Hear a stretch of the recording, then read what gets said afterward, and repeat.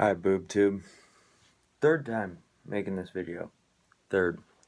First time I caught something that I haven't been able to catch yet on film. Catches a striker, drops a striker.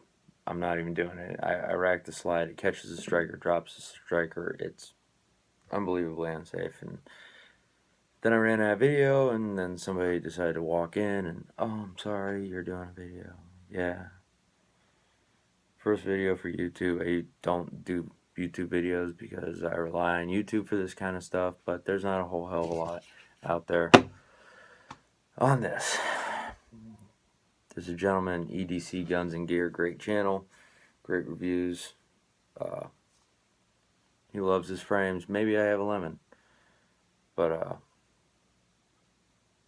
if you're watching this video, then the issue was not resolved, or they've taken well beyond their lead time on getting this fixed, or they're saying it's not their issue, or they're trying to make me pay for something that should be covered under warranty.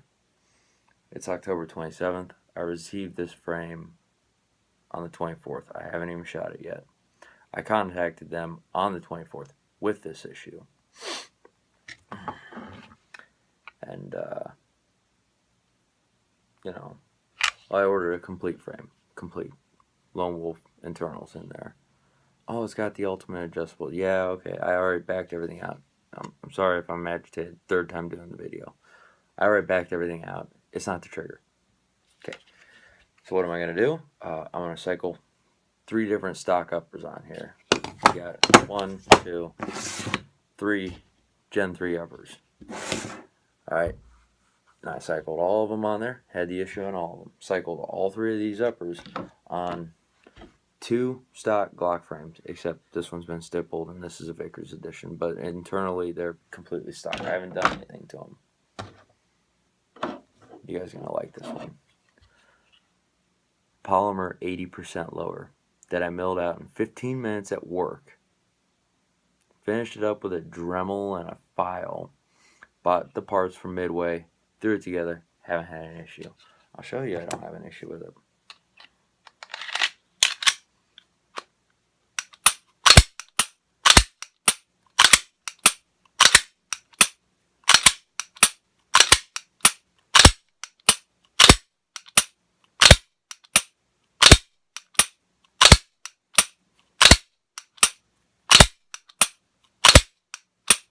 Polymer 80%.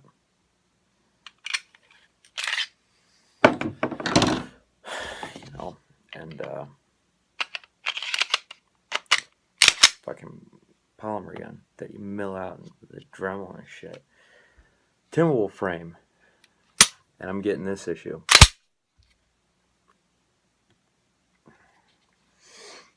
So,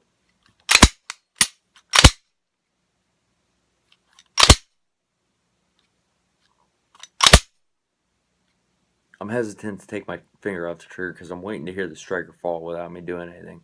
Maybe then it'll be out there and everybody will know what the hell I'm talking about and not think I'm crazy because only one other person's seen it happen.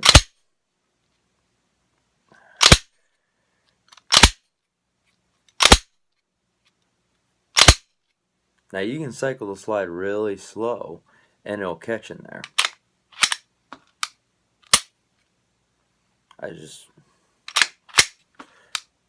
And that striker issue, if they fix what I tell them to fix, it's not going to be an issue anymore.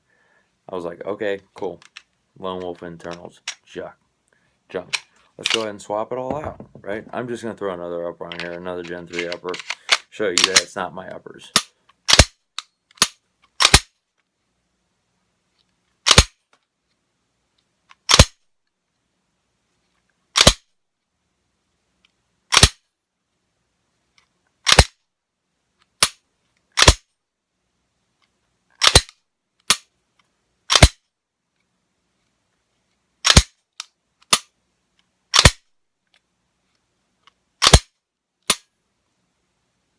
Got it.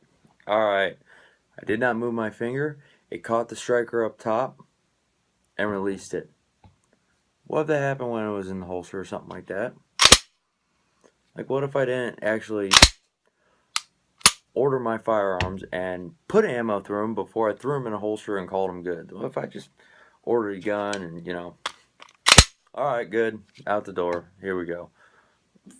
Freaking striker's gonna let go and a round's gonna go off of my pants? Mm-mm.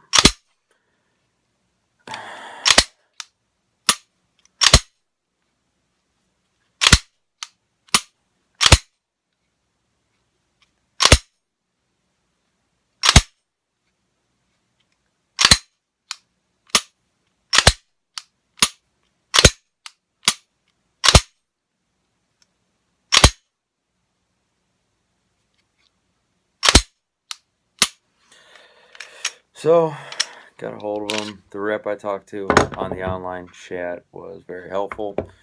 Said, hey, how's about this? I'm going to go ahead and strip this thing out, and I'm going to start replacing it with OEM Glock parts one by one.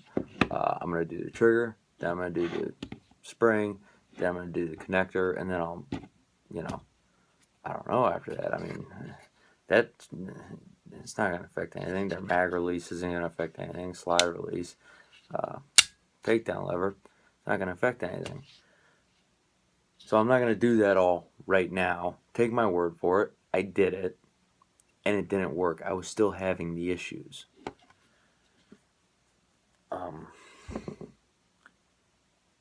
So I called up my buddy, and I was sitting there talking to him. I'm like, man, I flipping switched out everything, dude. I mean, everything. It's got a stock Glock trigger in there, you know? It's got stock trigger bar, reset spring, took out the light and connector. Like, it's Glock. Everything that should matter right now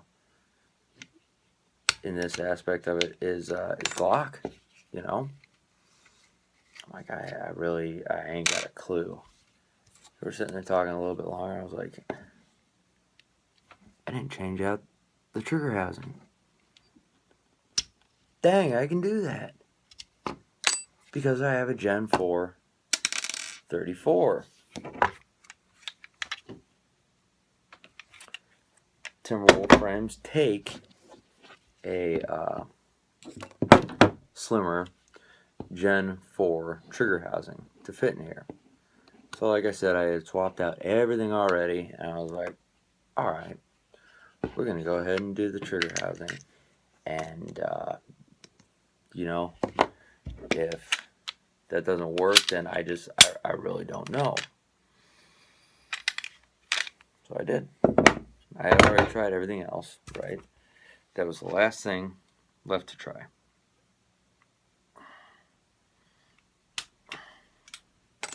Try to keep everything separate. Like I said, the first customer service guy I talked to, he was great. The name of Michael Manuel.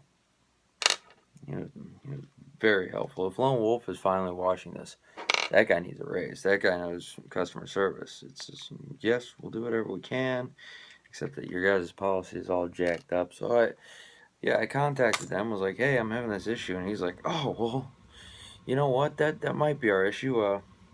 Yeah, it sounds like an out of spec issue, blah blah blah. You know what, I'll send you a warranty form and go ahead and send it on in. And I was like, man, you don't get it, dude. I've been waiting 3 months for this thing. I really don't just want to ship it back to you. I really don't. I'd really rather just throw stock Glock parts in there. And I got to this point, and well, I can't do that. I'll tell you in a second. So I said, you know what? I really don't want to, but fine. Send me the warranty form. Send me a return shipping label. We'll be done with it. I'll ship it back to you. Call it good. No, you need to pay return shipping, sir. What? You need to pay return shipping? I'm sorry, I don't understand. I just got the gun from my FFL today. The fucking frame from my FFL today. I haven't even shot it yet. I'm telling you it doesn't work, and you're saying I need to pay return shipping for something that's your issue. Well, it says right here in our policies that you need to pay return shipping. I'm not fucking returning it. I'm sending it in for a warranty. You guys, I talked to another gentleman on the phone. I can't remember his name, and the whole reason I talked to him is because I was trying to get a hold of the manager, and he's like, that might not be our issue. Well, why do you say that? Well, you can't just take a bunch of Glock parts and throw them together and expect them to work. I was like, if you're taking Gen 3 and Gen 3 from a 17 into a 17, it's going to work. Well, no, that's not the way the Glock does it. When they're at the factory assembling their frames, they have bins of the parts, and they pick, they take this one, and oh, well, not this one, because that one's not going to work, so they grab this one. They actually fit them together. They're fit. Now you can send the lower and the upper you want to run on there, and we will fit them together for you. I'm like, this isn't a fucking Ed Brown 1911. It's a Glock. They don't get fit together.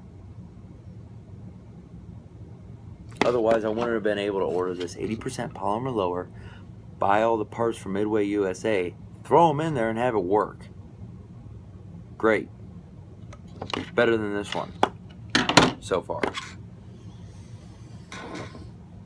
Fucking guy ain't got a clue what he's talking about. They're fit together. No, they're not. Fucking mass producing parts, dude. They're not fit together. This isn't a 1911. Okay, so swapped out everything. Was like, oh, you know what, dude? I haven't tried the trigger housing yet. Let's go ahead and try that out. Yeah, dude, that's a good idea. All right, that'll fix everything. Right. So I got to the trigger housing from the Gen 4, the slimmer Gen 4 trigger housing, and I don't know why I disconnected that, honestly. Giant waste of a couple seconds. Anyways, okay. Gen 4 slimmer trigger housing. So goes in.